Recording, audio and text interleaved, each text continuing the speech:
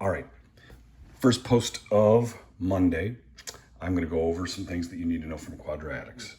Okay, first off, one that we have already worked with, the quadratic equation, ax squared plus bx plus c. This is where we would find a trinomial and factor it into two binomials to see how many solutions or what the solutions would be, finding out what x is. We've done this already. We're going to do a little review on it tomorrow. We're going to do something called completing the square, which is a version of this. It's a pretty neat method to be able to solve that one as well.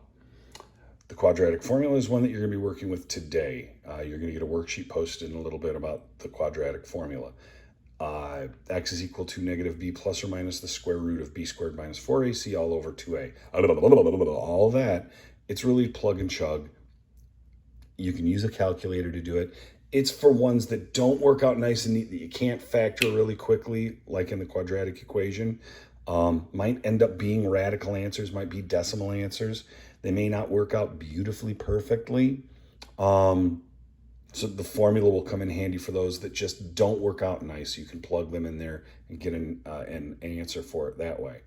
But using the quadratic equation is going to be very, very helpful for a lot of the things we're going to do today, tomorrow, and the next day. The formula, have a calculator handy. It'll be good to be able to throw things into it, know how to just manipulate and plug the numbers in and work out the answers and see how well it works out with this guy, the discriminant. The discriminant is the chunk that's underneath the radical in the quadratic formula, b squared minus 4ac. This thing is more of a helper.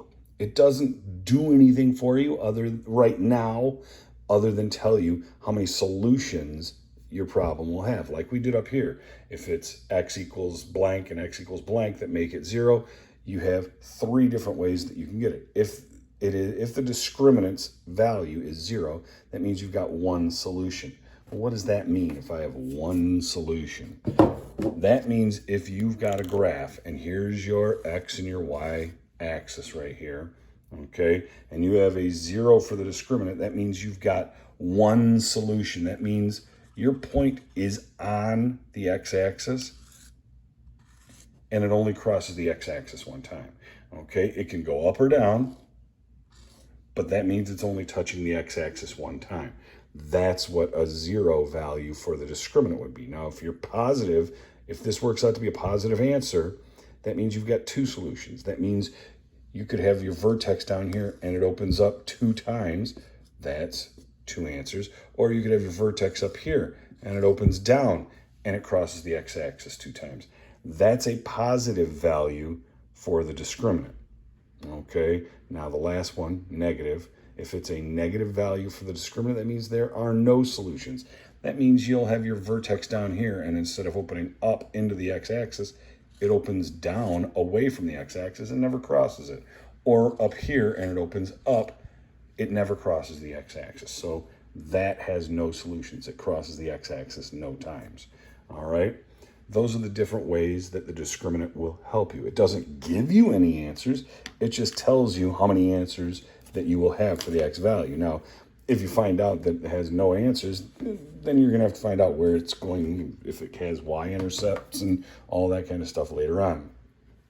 And that's with the work that we did with the characteristics of quadratics. Practice with the quadratics in standard form, that worksheet right there is basically just working with the vertex with a different way of writing it.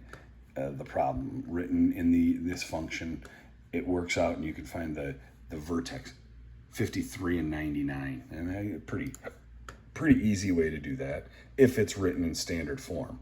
Now solutions here, it's just what we did on that practice of finding the solutions, what x is. Now the discriminant practice is something completely different. It's using the discriminant, finding that answer, and telling how many solutions the problem has. So if you look at it, all you have to do is take the A, the B, and the C and place them in for the A, the B, and the C in here and tell what the discriminant would be. Now, fairly simple. If it's set up, it's all ready for you. This one is not. You have to manipulate a little bit to get it into the quadratic equation form for it to be helpful. But that's what I would work on today, is the discriminant practice. You'll be getting something on the quadratic formula a little bit later, like at about 8:30ish, 8 or 8:30. And then the quadratic equation, completing the square, will be the end of the day today, maybe tomorrow.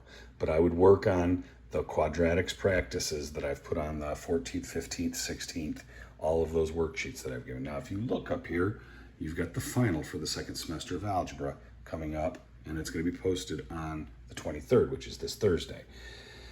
You're going to get a test that is 2 full-blown tests, part A and part B of the test of the second semester final exam for the high school. This test is long. That's why I'm giving you from pretty much 7-ish, 7:30 till about 11:30 to get it done. You have to pass this test to be able to be placed into geometry for next year. There is no option of turning it in late. If you know you're not going to be here Thursday, if you know that you won't be able to get to a computer on Thursday to be able to get this done in time, you need to let me know early. You need to let me know so we can get you taking the test on Wednesday. I can submit it to you and you alone, and you can take the test on Wednesday before everybody else. You cannot take it afterwards. It is done. It is gone. If I get this test late, even 2 minutes late, it's done. You don't get a grade.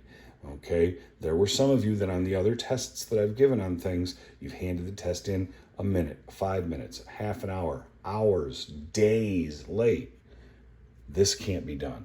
Okay, this one, I don't even bother grading it if I don't have it by the time that it's posted to be put in. You can turn it in. It's all great. You can get everything right.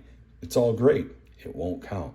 So get ready for this test on Thursday. We'll be working with quadratics and the quadratic formula today and tomorrow, a little bit tomorrow, and then the rest of tomorrow and Wednesday, it's going to be a review for the test. And then the test is just, I'm posting the test on Thursday. There's no come in, there's no review, there's no questions. If you have questions, you better be asking them prior to Thursday. So when the test day comes on Thursday, it's your test. You've got your time to work, you get your job done. All righty? So good luck. I will talk to you later.